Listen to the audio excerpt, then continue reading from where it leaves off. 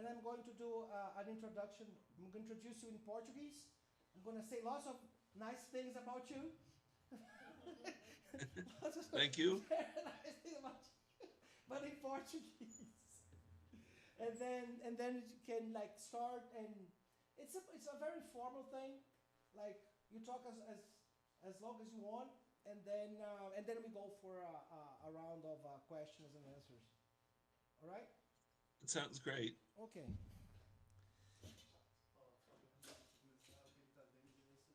Ah, já tá vendo isso? Já tá vendo aqui no cantinho aqui embaixo, ele tá vendo a gente. Ah, ótimo. Então, só trocar aqui.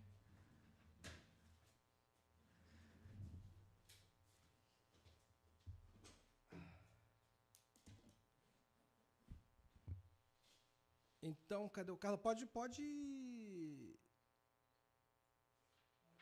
Pode começar. Então, ó, bom dia a todos e todas. Obrigado pela presença aqui na palestra de abertura do nosso evento, o Fredric Jameson, Futuro da Teoria. A gente tem muito prazer de receber hoje o professor Robert Tales Jr., que é Associate Professor of English da Texas State University. O Robert, ele é daquele tipo de... Eu pensei nisso quando estava preparando essa apresentação, né, que você percebe assim, a potência, né, de um pesquisador quando é difícil fazer a apresentação, porque tem coisa demais para escolher, para você mencionar sobre a pessoa. Eu só vou listar alguns dos livros deles, né? Quer dizer, o professor Robert, ele é especialista tem vários temas de especialidade, mas, para o nosso interesse, ele é um dos maiores especialistas que existem sobre a obra do Fredric Jameson, né? Ele publicou Fredric Jameson, The Project of Analytical Criticism, em 2014, Poe and the Subversion of American Literature, Spatiality, Utopia in the Age of Globalization, Space Representation in the World System, Melville, Mapping and Globalization, vários livros editados, né? Dezenas de artigos, e tem assim, uma presença acadêmica muito forte, e é com muito prazer que nós recebemos o Robert. So, that's it. So, I just introduced you in Portuguese. So, the floor is yours. Yeah, let's go ahead. Thank you. I'm going to sit in the audience. Thank you, Fabio, and thank you everyone for being here. And I apologize for not knowing even a word of Portuguese. So I appreciate your indulging me by letting me present in English. This talk is called Fredric Jameson's Ontologies of the Present. Fredric Jameson, inarguably the leading Marxist literary and cultural critic in the world over the past 50 years, died on September 22nd, 2024, at the age of 90. The prolific critic at that point had not been slowing down, publishing 2 books in 2024 alone, and he was still teaching a graduate course at Duke University when he unexpectedly fell. Jameson's legacy includes an immense body of highly influential critical and theoretical work, as well as untold numbers of students who have been touched by his engaged and engaging pedagogy, along with readers throughout the world who have benefited from his insightful, thought-provoking analyses of the cultures of late capitalism, of the artistic and critical efforts to make our system in some way visible or representable, and of our ability to imagine utopian or otherwise radically different alternatives. Over the course of his 65-year career, Jameson simultaneously explored the vicissitudes of cultural criticism in a dynamic and vast world system, and provided a model of how such criticism might be accomplished. Of the many ways in which Jameson's lifelong project might be summarized, I might suggest that his own phrase, the ontology of the present, which appears as the subtitle to his 2002 book, A Singular Modernity, would serve as a succinct label. Here, ontology refers not only to the study of being, of existence itself, but also of the nature and quality of existence, of the conditions for its possibility, and the prospects for alternative modes of being. Jameson was always interested in the present, which means that he was frequently engaged with the avant-garde, with the cutting edge, and with what some might have dismissed as merely the a la mode or fashionable. Yet Jameson was also deeply steeped in history and philosophy, particularly with respect to those theories associated with the Hegelian Marxist tradition that was already seen as outmoded by many, even as Jameson consistently demonstrated its lasting power. Hence, Jameson's work seemed to some, such as his contemporary Terry Eagleton, to be remarkably old-fashioned, even as it explored the most novel forms of contemporary theory. As as Eagleton famously put it in an essay from the early 1980s, quote, "There is surely no doubt that Fredric Jameson is not only an eminent critic, but a great one, fit to assume his place in the roll call of illustrious names stretching out from Edmund Wilson, Kenneth Burke, F.R. Leavis, and Northrop Frye to I.A. Richards, William Empson, and Paul de Man. Even this is to limit the judgment to Anglophone colleagues only, whereas the true field of comparison ranges much more widely. No literary scholar today can match Jameson's versatility, encyclopedic erudition, imaginative brio, or prodigious intellectual energy. In an age when literary criticism, like so much else, has suffered something of a downturn, with forlornly few outstanding figures in the field, Jameson looms like a holdover from a grander cultural epoch altogether, a refugee from the era of Schlafsky and Auerbach, Jakobson and Barth, who is nonetheless absolutely contemporary. That's Eagleton, and I misidentified the date of the essay. This is a much more recent essay from 2009. But then in an earlier essay, what I was thinking of, Eagleton adds this, within the context of critical theory, of course, Eagleton has also called Jameson, quote, a shamelessly unreconstructed Hegelian Marxist for whom, after all the Derridian dust has settled and schizoid babble has subsided, Lukács's History and Class Consciousness remains the definitive text. But this is itself a feature of Jameson's ontology of the present, which cannot simply be the passive registration of the various phenomena to be encountered in the present moment, but must also involve the analysis of the situation, which is also to say the situatedness of our place and its moment in a much vaster spatio-temporal network, that of the world system and of history itself. Jameson's first book, based on his PhD dissertation from Yale University's Department of French, was a study of Jean-Paul Sartre's literary style. And throughout his long career, Jameson often affirmed that he remained a Sartrean existentialist in many respects.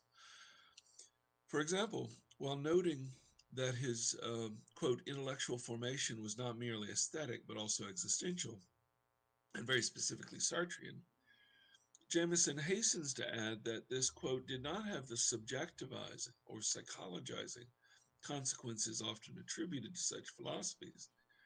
Rather, he avers an intense awareness of one's individual existence serves to provoke and to exacerbate an equally strong and painful sense of what transcends it, in particular what we call history.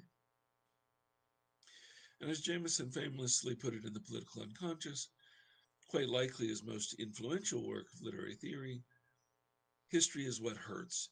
It is what refuses desire and sets inexorable limits on individual and collective praxis, which its ruses turn into grisly and ironic reversals of their overt intention. Indeed, this is fundamental to Jameson's ontology of the present, for the experience of necessity, that is history, is itself to be understood in terms of the ultimate unknowability of the vaster system.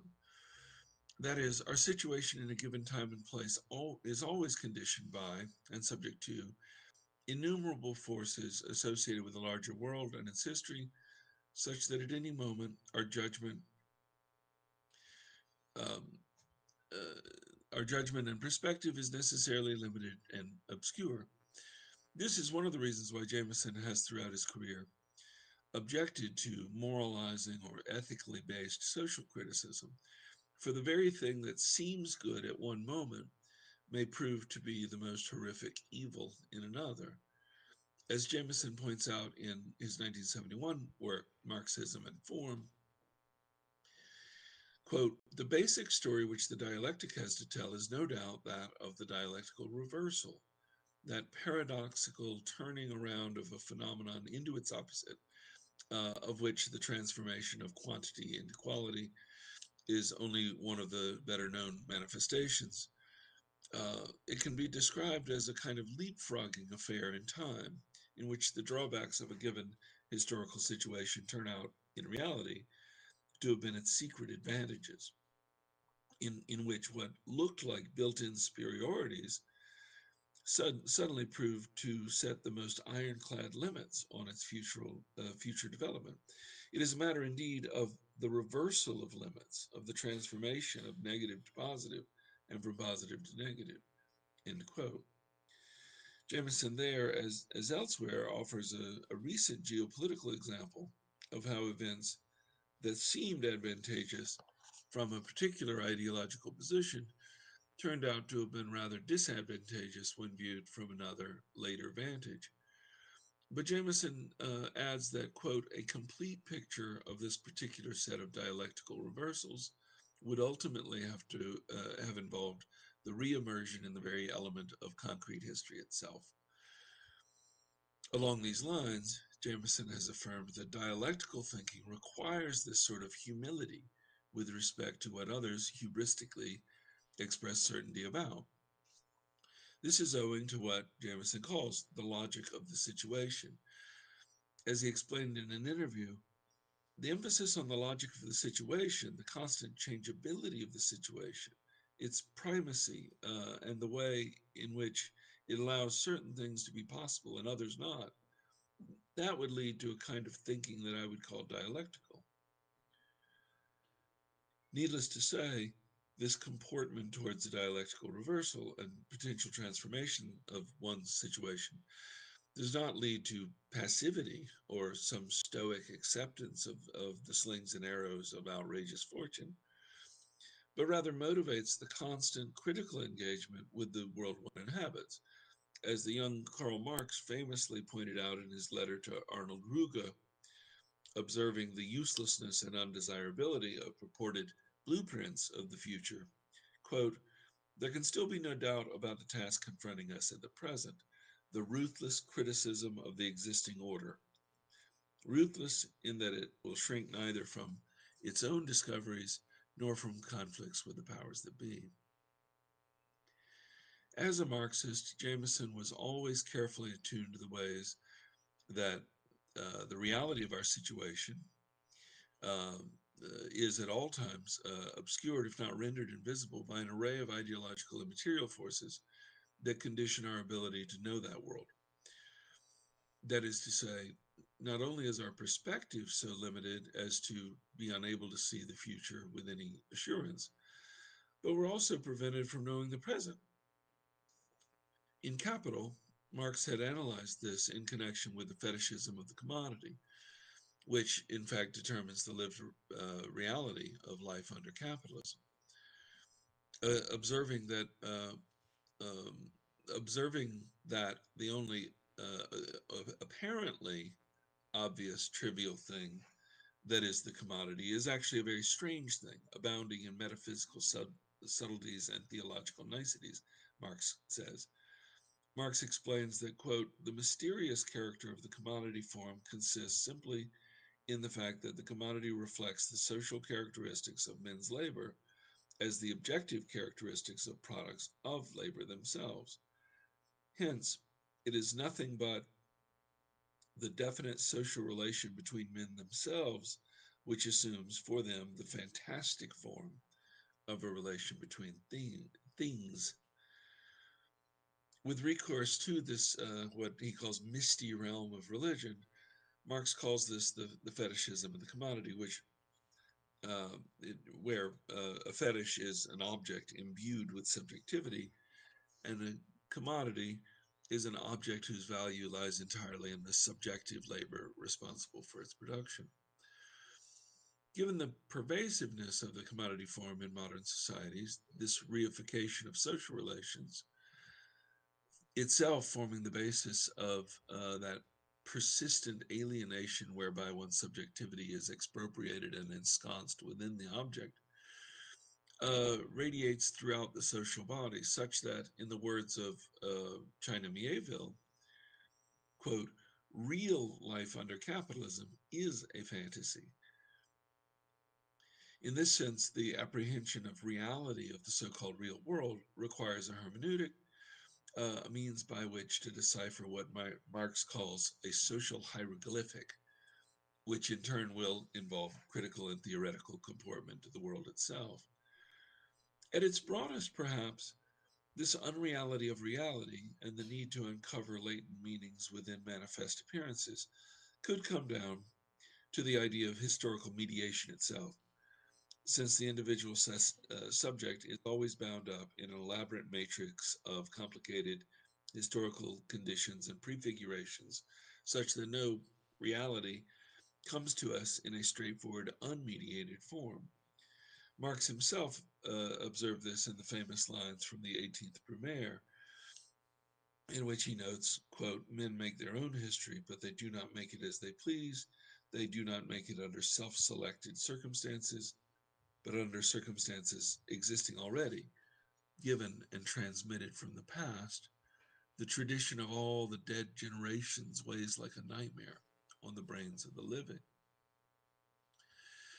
But of course, history itself is elusive, for as Jameson has put it in The Political Unconscious, quote, history can be apprehended only through its effects, never directly as some reified force. Given these circumstances, the task of the Marxist critic will be, in part, to locate and identify those traces of the historical in such ways as to make sense of our persistent situation, a sense-making vocation that is absolutely crucial for any program, political or otherwise, oriented towards some future.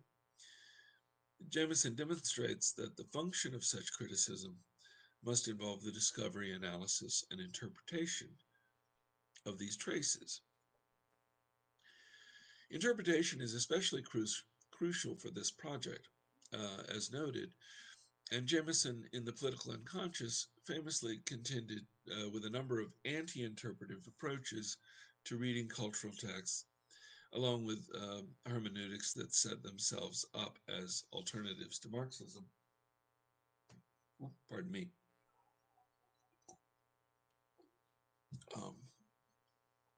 Jameson was partly speaking as a literature professor, engaging with other literary critics who held different views or championed different methods, but he was also speaking in relation to the culture and the society at large.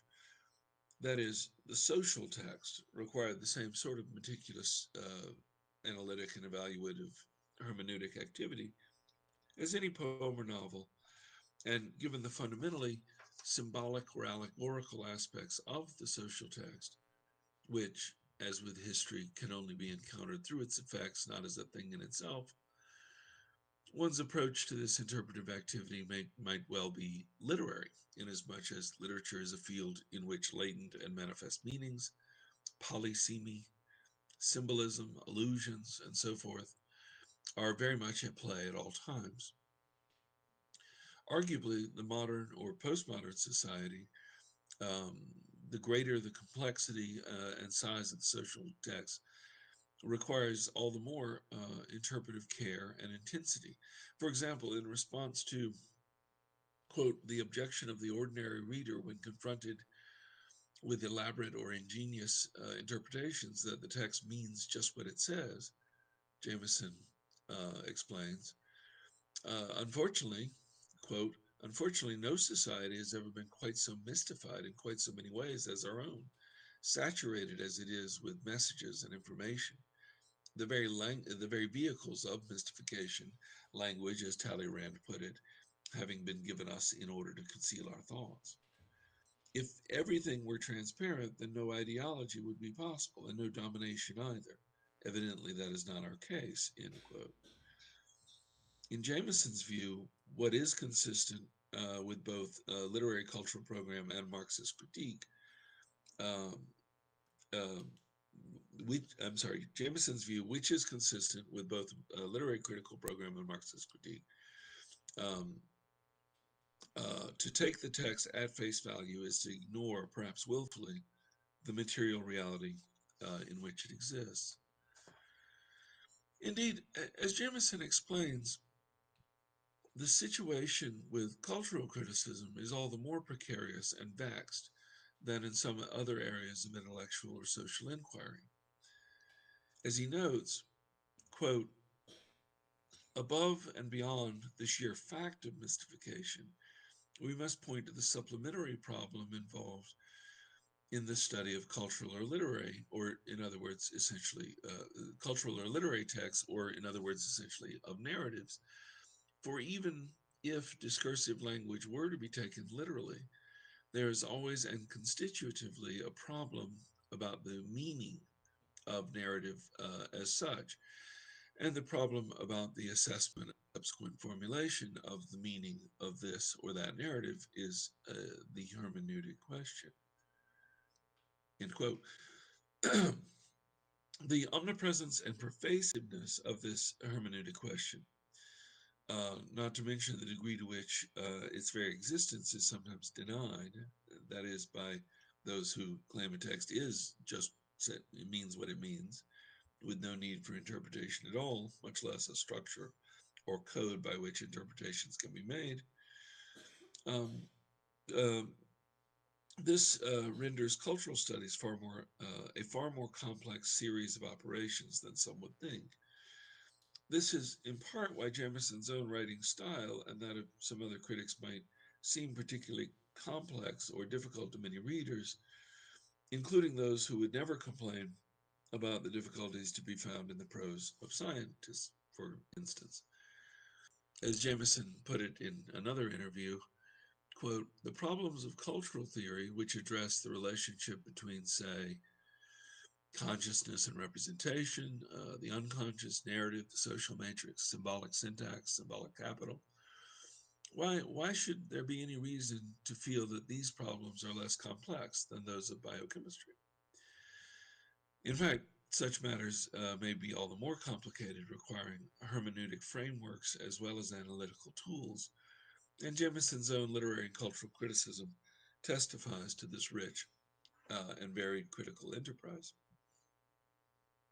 As a literary critic, Jameson persistently focused on matters related to narrative, with a keen attention paid to the formal aspects of aesthetics, poetics, hermeneutics, and semiotics, while also exploring the various levels of content that help constitute the materials of literary representation and figuration in the first place. Jameson also radically expanded the very idea of literature, demonstrating time and again how tropes and syntax of the written art form could be transcoded in meaningful ways in order to assess other cultural forms, including the visual arts, architecture, film, music, and so on. However, it's not simply to say Jameson chose to write about texts that would be considered by some to lie outside the field of literature. As noted above, a key aspect of Jameson's critical theory and practice was the degree to which his approach remained literary critical, such that various art forms, cultural artifacts, social structures, political theories were always and already subsumed within vast structures best apprehended through processes that could be associated with literary criticism. That is to say, these various discrete forms were and are understood to be part of narratives, ultimately themselves assimilable to the grand narrative of history itself, which in turn suggests that they must be read. In his discussion of the Hungarian literary theorist Georg Lukács in Marxism and Form, Jameson described his career as, quote, a continuous and lifelong meditation on narrative, on its basic structures, its relationship to the reality it expresses, and its epistemological value when compared to other more abstract and philosophical modes of understanding. Although Jameson himself wrote this quite early in his own career, I've always felt that Jameson's characterization of Lukács here is a perfectly, as long as it be supplemented by recognizing the peculiarities of Jameson's situation in the postmodern and American scene. Narrative is, in fact, a principal way in which individual and collective subjects give form to their world, thus attempting in some sense to map the totality, as Jameson put it, thus bringing their own subjective perspective and experience into relation with the more objective structural conditions of their possibility and the ongoing systemic processes, for example, the mode of production, to which we're all necessarily subject. As his critical theory becomes increasingly attuned to the related processes of postmodernism and multinational capitalism or globalization in the 70s and 80s, Jameson adapted his vision accordingly. Although the metaphor would indicate a transition from the temporal to the spatial register, Jameson's development of the concept of cognitive mapping enabled his vision of how what he had called the desire for narrative,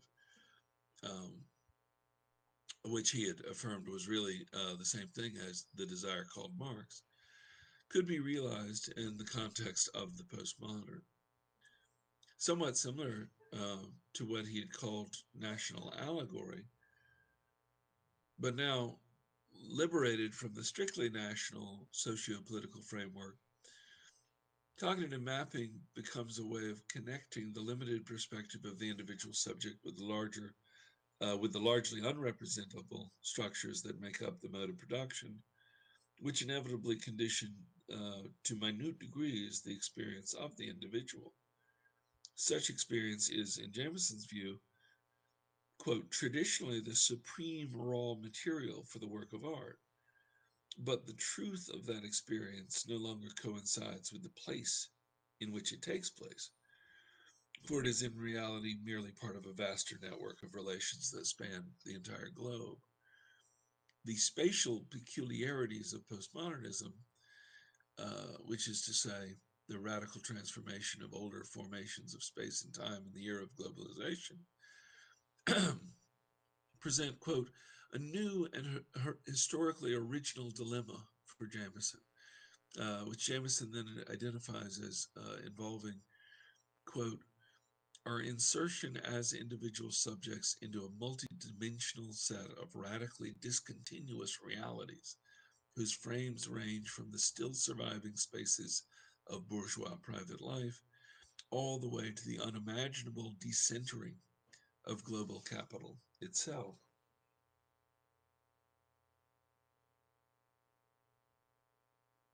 Pardon me. Okay. Now, I have elsewhere suggested that Jameson's lifelong project could be understood in terms of cognitive mapping. Indeed, much earlier in his career, before he had discovered the phenomenon of postmodernism, for example, he was using the phrase late modernism to register the newer forms that seemed distinct from the prior works of high modernism. But back then, Jameson already envisioned something like the cognitive mapping as necessary for artists to be able to make sense of their experience in a vast, complex social, political, and economic system. In a 1968 article titled On Politics and Literature, Jameson suggested that the only way to apprehend such phenomena would be to, quote, make up something like a map, whereby one could coordinate different zones of experience and bring them together in a coherent relationship to one another. As he explained, is a longer quote. Quote, on the one hand, he, the artist, has to do justice to his own lived experience, to the truth of the individual life, of the monad, to the domain, if you like, of psychology and of the psychological problem. But that isn't enough. Then he has to situate that subjective dimension with respect to the objective. He has to bring the point in relation to the coordinates of the map. He has to give a picture of the objective nature of society as a whole and deal with matters that ordinarily have nothing to do with my own subjective experience, my own psychology, but which are rather ordinarily dealt with in political science textbooks, sociological or economic studies. All the basic questions about how the country is organized, what makes it do what it does, who runs it, and so forth. Things I may know about intellectually, but which I can't translate into the terms of my personal experience. End quote. That is, the individual's subjective experience must be connected to the objective or supra-individual societal structures, ultimately to the social totality. However, in order to make such connections in narrative form, which seems inadequate to the task of representation, Jameson suggests that the figure of the map might be helpful, if only provisionally and in obviously limited ways. Quote, basically, the only way we can think of our own individual lives in relationship to the collectivity is by making a picture of the relationship. The notion of the map is one such image, Jameson states. But that's an abstract experience and doesn't offer any genuine material for the work of art. The map in question is not to be taken literally, even if it is an evocative figure. Jameson has stated this in the postmodernism book that, quote, cognitive mapping cannot, at least in our time, involve anything so easy as a map. And indeed, he adds, once you knew what cognitive mapping was driving at, you were supposed to dismiss all figures of maps and mapping from your mind and try to imagine something else. But it is also true that, quote, the incapacity to map socially is as crippling to political experience as the analogous incapacity to map spatially is for urban experience. End quote. Jameson later conceded that cognitive mapping, quote, was in reality nothing but a code word for class consciousness, but that it would have to be a new and hitherto undreamed of kind, which also reflected that new spatiality implicit in the postmodern.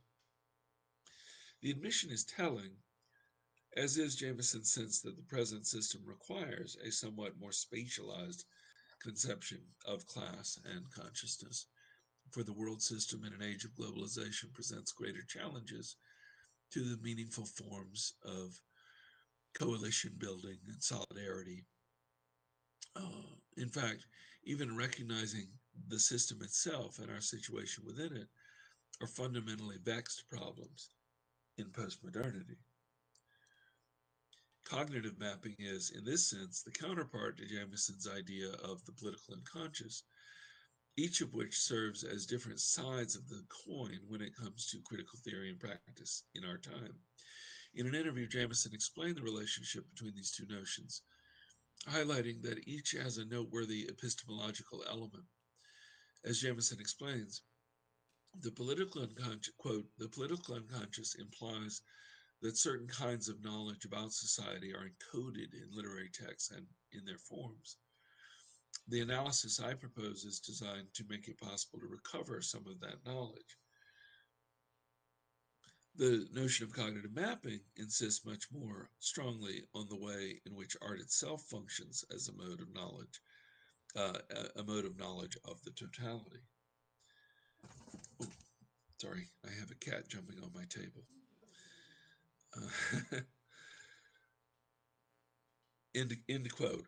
Hence, the political unconscious involves hermeneutics, emphasizing the ways in which we as readers may gain knowledge of the social totality via the interpretation of text, and cognitive mapping implies a poetics as well as an aesthetic, for it is not only a way of seeing the world system, but an active process by which to represent that system, if only in tentative and incomplete ways. This also helps us to see the degree to which Jameson's cognitive mapping was always connected to narrative, just as the spatial register was never wholly separate and distinct from the temporal or historical ones. Ultimately, the desire at the heart of the existential, artistic, critical, and theoretical project Jameson elaborates is part of the, quote, effort to develop organs of perception capable of enabling us to fitfully position ourselves in that other temporality and spatiality, that other story over which we hope to assert some influence and control. These practices are thus part of the human endeavor to carve out or to create new spaces of freedom from the realm of necessity. Here we find Jameson's pervasive utopianism, which never ceased to be an integral part of his critical theory. As with his commitment to the dialectic, which requires taking the good with the bad and whose reversals make it possible for one to truly know, make it impossible for one to truly know in advance which is which, Jameson insists that any properly Marxist approach engage with what in the political unconscious he called the dialectic of utopia and ideology, whereby any negative hermeneutic used to demystify or unmask the ideological content of a given text must also remain attuned to the positive or utopian power, which is unified within the historical reality of the cultural form itself. Hence, critical theory and practice must involve simultaneously a ruthless critique of all that exists and a more speculative activity attuned to the potential alternatives, radically different forms, and hitherto unimagined systems. This is as much a part of Jameson's political project as it is a part of his criticism and theory, as if the two could ever be truly kept apart in Jameson's generous and ecumenical way of thinking. As he would put it in his 2009 book, Valences of the Dialectic, quote, "A Marxist poetics is a utopian project or program for transforming the world and replacing a capitalist mode of production with a radically different one. But it is also a conception of historical dynamics, in which it is posited that the whole new world is also objectively in emergence all around us, without our necessarily at once perceiving it. So alongside our conscious praxis and our strategies for producing change, we may also take a more receptive and interpretive stance, in which, with proper instruments and the registering apparatus, we might detect the allegorical stirrings of a different state of things, the imperceptible and even immemorial ripenings of the seeds of time, the subliminal and the subcutaneous eruptions of some new forms of life and social relations." End quote. Criticism is thus part and parcel of a more general social and political project for our time. This is certainly not to say that literary studies can be a substitute for political action, of course. And nobody truly believes that an innovative reading of a Balzac novel will somehow make the world a better place for its increasingly proletarianized and immiserated inhabitants. But just as Marx believed that a ruthless critique of the present and a thoroughgoing analysis of the system that is capitalism was crucial for any revolutionary political program in his own time, Jameson's work makes clear that a meticulous and expansive project of cultural criticism is essential to making sense of the world and to imagining alternatives in our time. In a variation of Marx's famous 11th thesis on Feuerbach, then, we might affirm that philosophers and critical theorists need to interpret the world in order to change it, without, of course, confusing interpretation with changing. Whether it be characterized in terms of the political unconscious, cognitive mapping, ontologies of the present, or some other label, Jameson's project is thus always grounded in the dialectical relationship between representing our own situation in the world and projecting potential alternatives, which is ultimately always part of the same overall critical practice.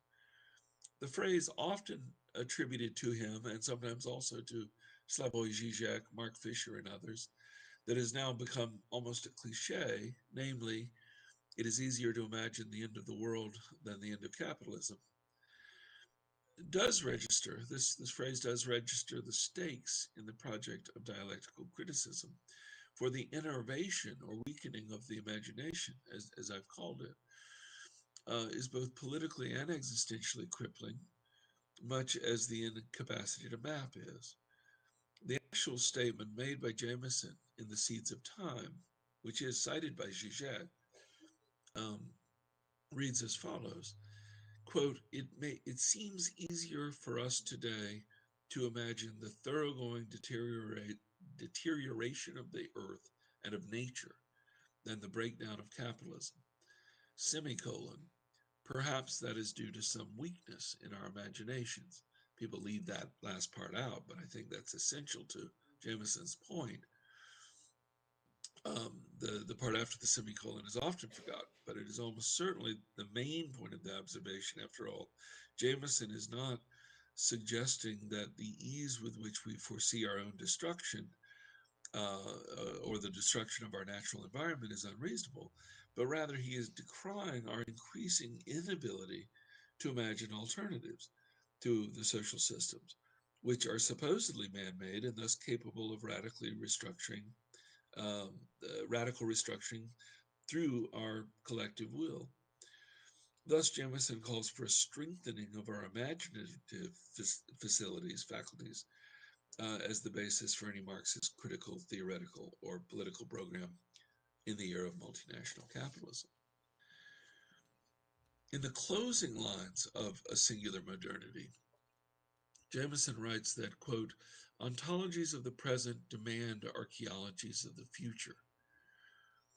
This not only serves as a nice segue that introduces what would be his next book, that is, Archaeologies of the Future, The Desire Called Utopia and Other Science Fictions, 2005, but it also invokes another fascinating concept. Archaeology, in common parlance, involves the excavation and investigation of artifacts that disclose aspects of our past. So a phrase like archaeologies of the future introduces the proper cognitive dissonance that speaks to the science fictional elements of Jameson's critical theory, perhaps.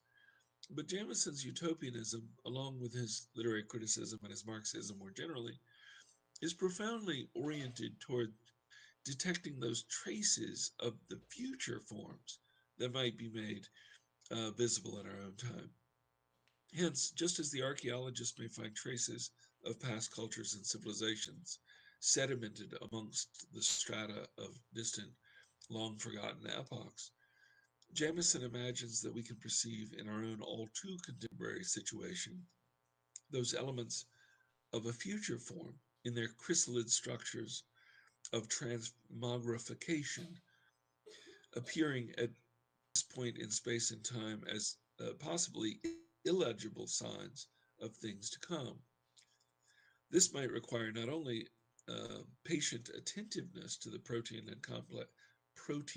and complex social assemblages of which we are ineluctably situated, but also a more speculative sense of how these potentially emergent forms might disclose themselves amid the swirl of so many social processes, thus leaping outside their own networks and instantiating themselves in others, which in turn may reveal formerly unimagined organizations and constellations. It may be, as Jameson has suggested throughout his career, and in suitably speculative language, that we have not yet developed the organs with which to perceive the emergent forms of this radically alternative system. But in our failure to see it, we to see it clearly, we nevertheless highlight the ongoing urgency of the project of critical theory today. The trace, as Jacques Derrida made such a magnificent and fascinating fuss about, combines absence and presence. It is always a present indication of an absence, and its own presence reminds us of what is not present at all. In Derrida's vision, the trace is not even a presence, but rather, quote, the simulacrum of a presence that dislocates, displaces, and refers beyond itself. The trace has, properly speaking, no place, for effacement belongs to the very structure of the trace, end quote.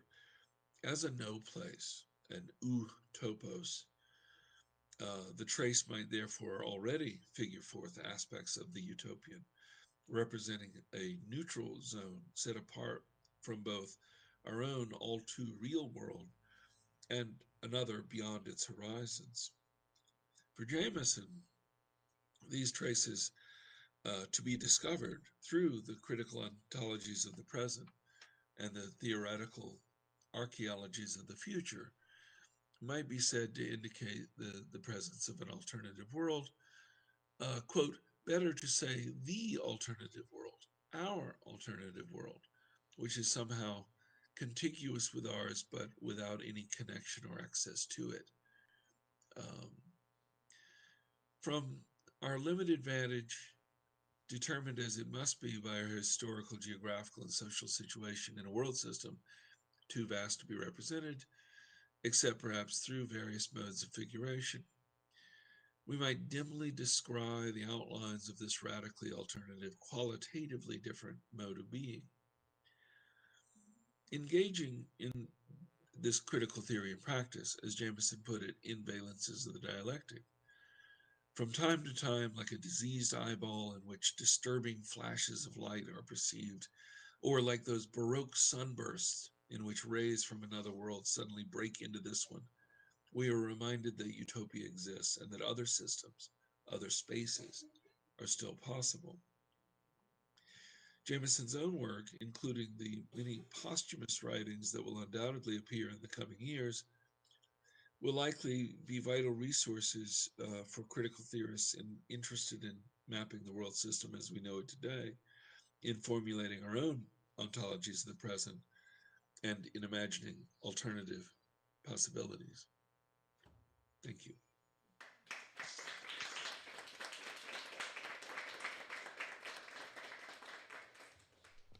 All right, thank you so much for that, Rob. I'm going to open now for questions. I have my own icebreaker question, if necessary, but I'd rather not make use of it. So I'm just open for the discussion. I saw people taking lots of notes. So I guess. Okay, go ahead, Nicholas. Hi, Rob. Oh, there. You can't see us, can you? Is that Nicholas Brown? I guess Nicholas, you have to come here, I guess. Oh, okay. Like speak on the microphone. Aqui, ó. O microfone. Just grab that microphone over there. Hi, Rob. Can you hear me?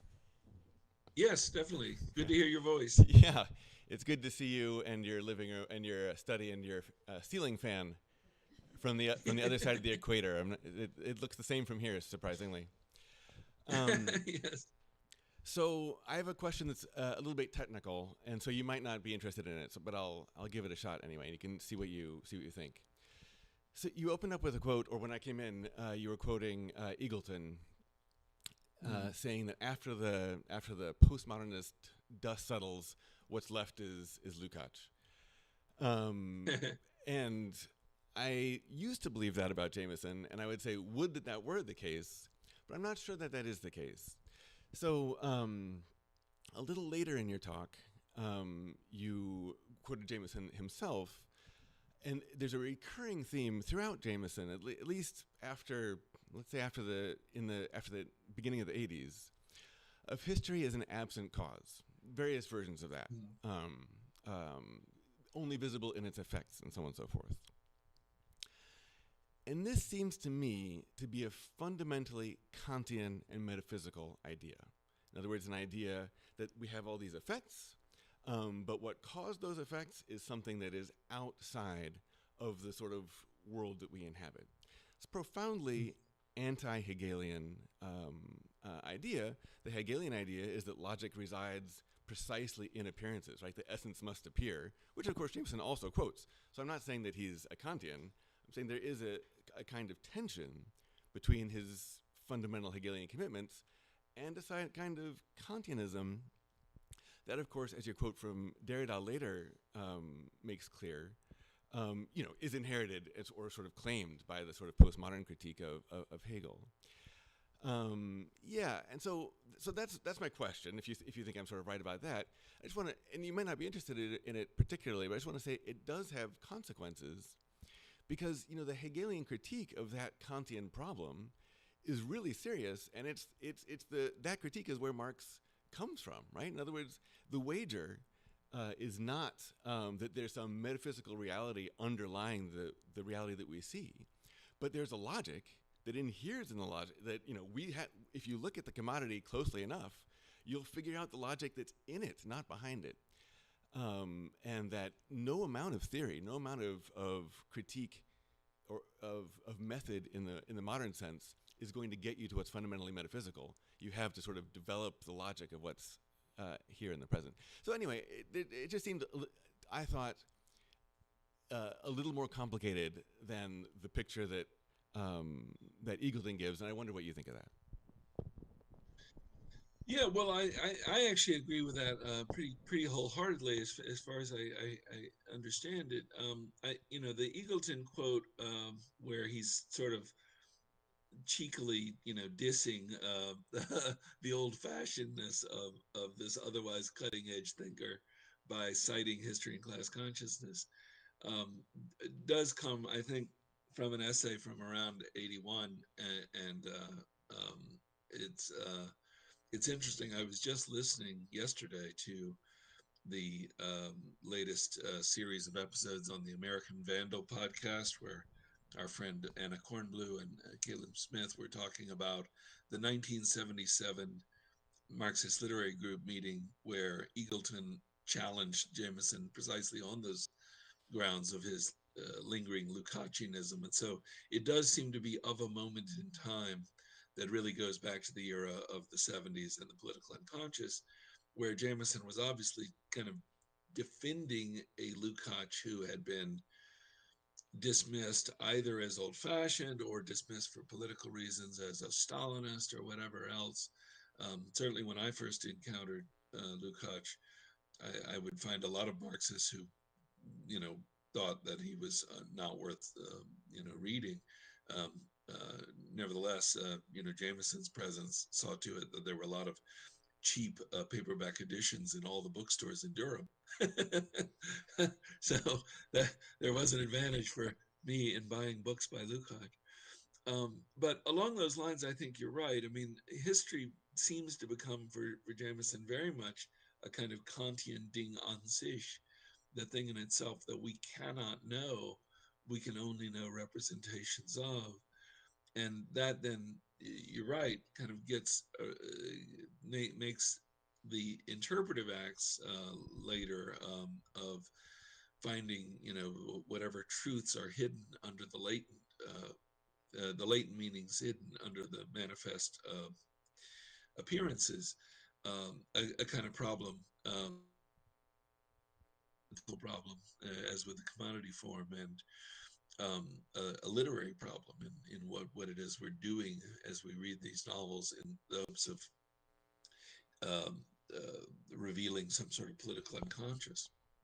So I'm not sure I have a good answer for that, and I'm not sure even that Jameson completely unravels that problem, other than perhaps to just highlight that the problem of representation remains. It does make it seem a little more metaphysical than I think a lot of us are comfortable with, and indeed Jameson has been accused of kind of harboring fairly religious views particularly with respect to his utopianism. So I don't know if that's a very good answer, but it's a response to a really interesting set of problems you presented. No, that's very helpful, Rob. Thanks.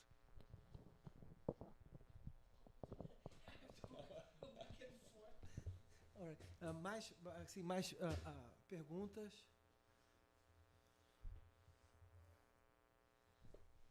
There we go. Thank you, Professor Robert Talley, for the presentation. I would like just to add something to this discussion, and maybe it's not that much important, but then I don't see it, history as metaphysical, completely metaphysical, I would say, because, the moment you textualize history, you are in the realm of ideology. So, but history is the history of, it's a hurtful history. It's the history of modes of production and how they affect us. So for me, it's very material in that sense. And it's very close to what Marx says. So it's Hegelian in a way, because we go to this place where I cannot reach history, but because history itself cannot be, it can be grasped, as he says, through narratives, but it cannot be a textual form, because at the moment it happens, then it's not history anymore. Like this hurtful feeling. So you can just grasp parts of it, and through narratives, I think. So I don't see it very much. I don't know if I understood you, but I don't see that so much as metaphysical, but much more about what we live, in fact, in society. I don't know. Maybe I'm wrong, but just to add some to this discussion. I know we are not going to solve that, but anyway, so it's a way. Okay. Thank you. No, thank you very much for that. I think you're right. It becomes a bit of a strange way of talking about it. Jameson points out that, even if we cannot apprehend history in and of itself, but only experience it through the various ways we try to represent it textually or in storytelling, narrative, the reality of history will never forget us. It affects us at a very material level. We are so long as we are within the realm of necessity, history will impinge upon us in ways that make it very real. And so I think that's well taken. That's an excellent point. I appreciate that.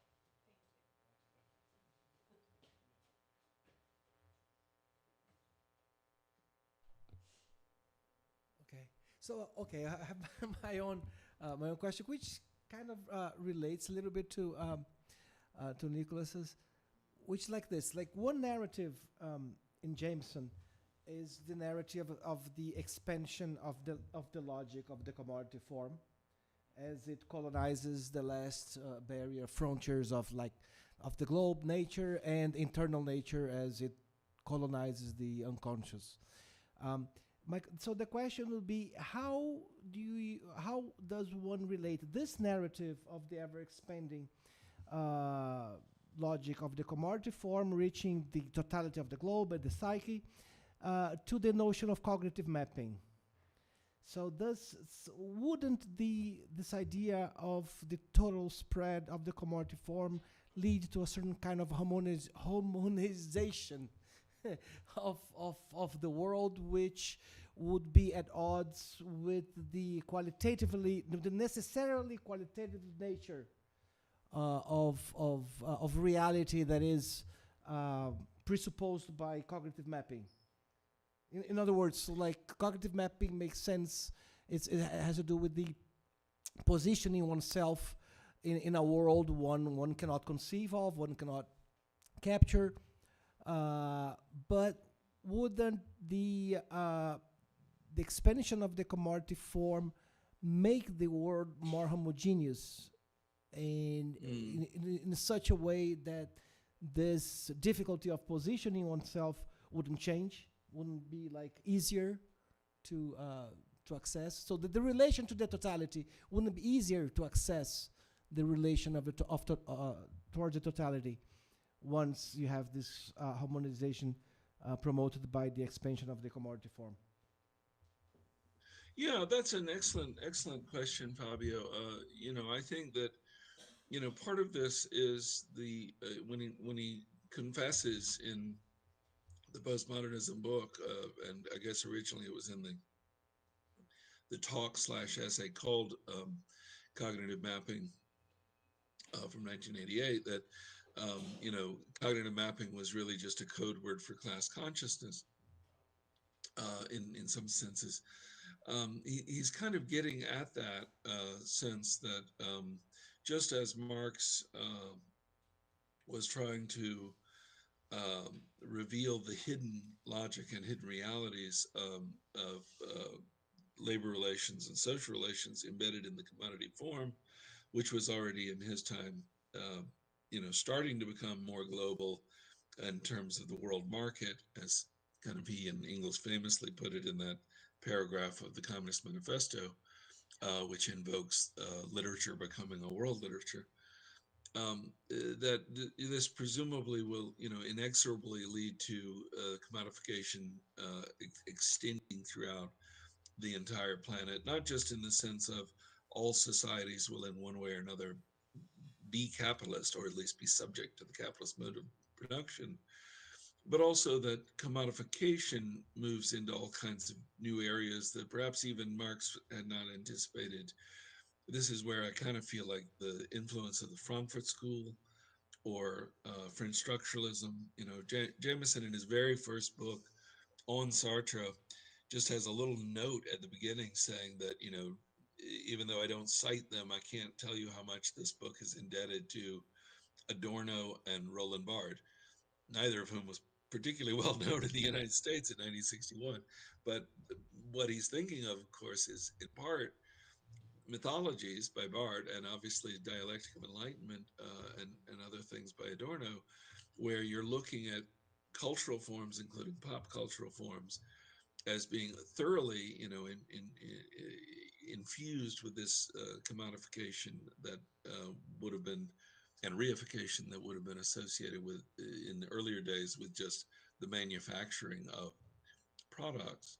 So I think in that sense, if, in Marx's time, to get a proper sense of class consciousness, you had to understand the commodity form in relation to production of goods.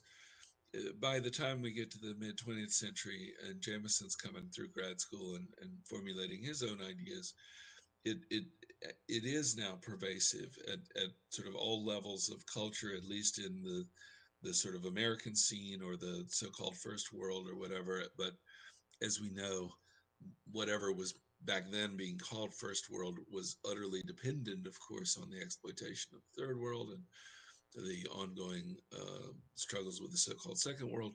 So I feel like that's kind of lurking throughout all of these discussions is Jameson's sense that to really understand the system and thus understand potential ways to imagine alternatives or to transform the system, you really have to map at all these levels. And I'll just add as a kind of footnote to that, I mentioned this in the talk, that he starts to develop, at least the phrase cognitive mapping is really referring to what it is that the artists are doing. Like the critics are not necessarily the mappers. We're the ones reading the maps, as it were. But he's suggesting, at least at sometimes, that it's the work of art and the producers of the work of art that were essentially forming those maps. He sort of underlines that in the geopolitical aesthetic, where he talks about the films doing the mapping. And so in a way, we're looking at cognitive mapping as a kind of poetics, how it is that the work of art operates in our current system, whereas what we critics are doing, again, is more of a hermeneutics of trying to identify what's going on with those maps. Got it. Okay, so Boa, Vinícius. Ali no microfone ali.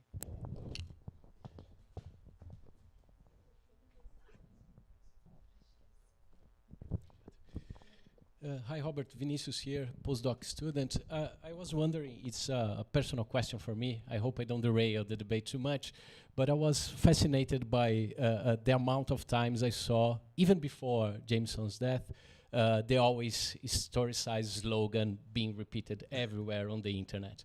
I came across your paper. It was a fascinating reading, and your provocation that it was such a powerful motto that preclude the necessity of reading the book.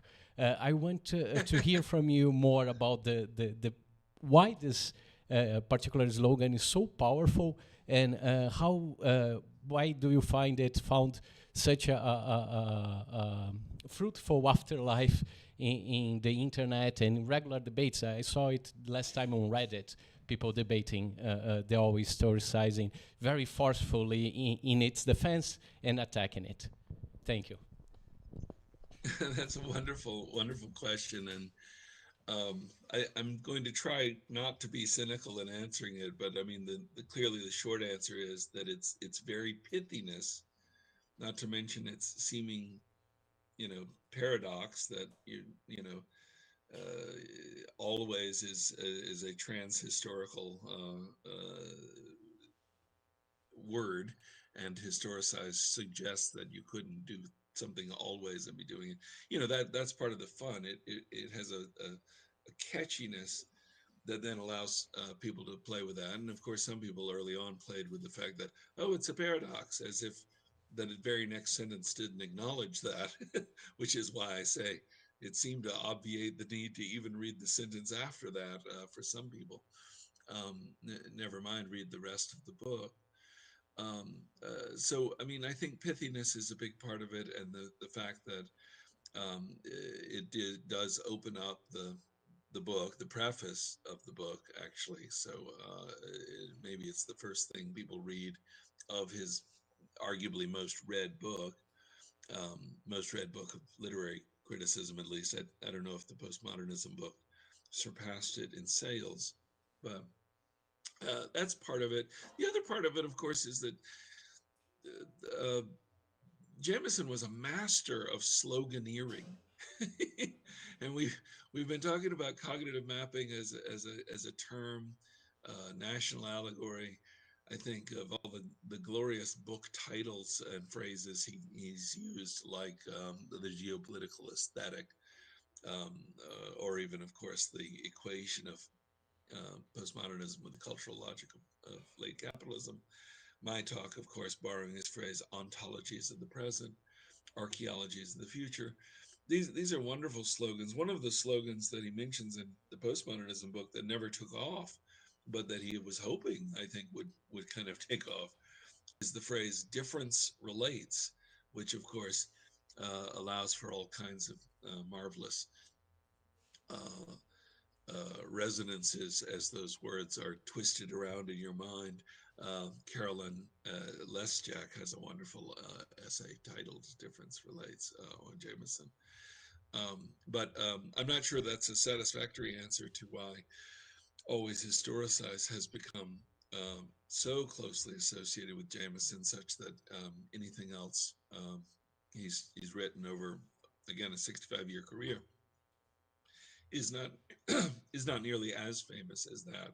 But I suggest, I suspect that it's a kind of easy phrase, seemingly easy, because the words are quite easy to understand, but also very confusing in the context of what's always going to have to happen as you try to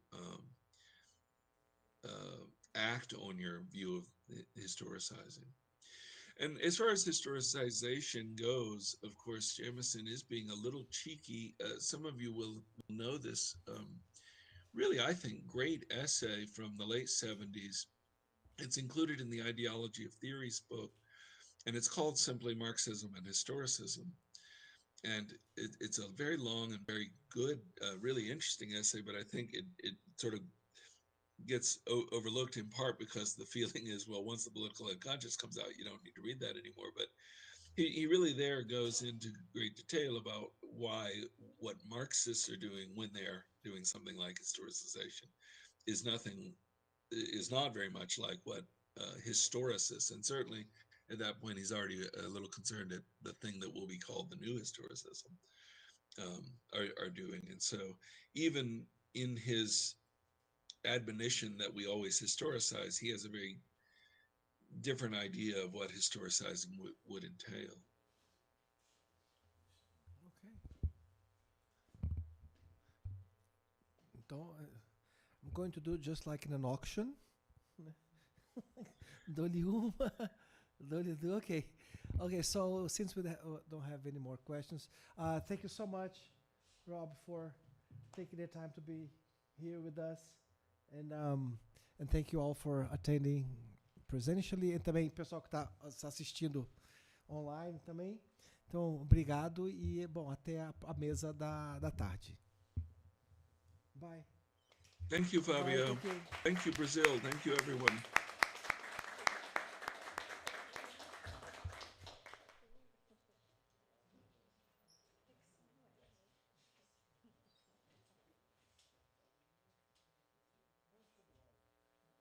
Shall I sign off?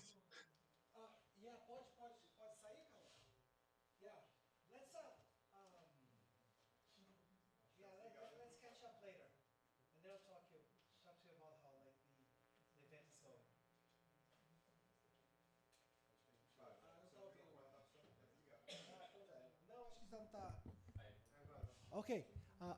Can you hear me, Rob? Yeah. Yes, Yeah, Fabio. você já desconectou?